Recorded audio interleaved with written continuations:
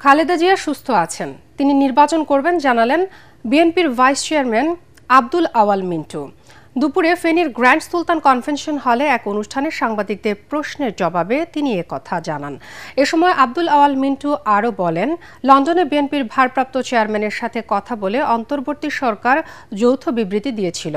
BNP সেটাতে আস্থা রাখতে চায় যে ফেব্রুয়ারির প্রথম সপ্তাহে নির্বাচন হবে, তবে দেশের বর্তমান অবস্থা বিবেচনায় তার আগেও নির্বাচন হয়ে যেতে পারে। জেলা প্রশাসনের আয়োজনে অনুষ্ঠানে প্রশাসনের কর্মকর্তা সহ বিভিন্ন শ্রেণী পেশার মানুষ উপস্থিত ছিলেন।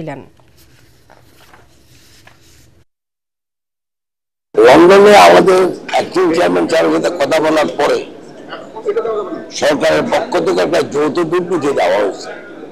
অথবা আমরা ওটাতে বিশ্বাস করতে চাই যে ফেব্রুয়ারির প্রথম সপ্তাহে নির্বাচনটা হবে, ডিসেম্বরের ভিতরে নির্বাচন হয়। আশা করি আমাদের দলের নেত্রী ম্যাডামও কিন্তু নির্বাচন করবে।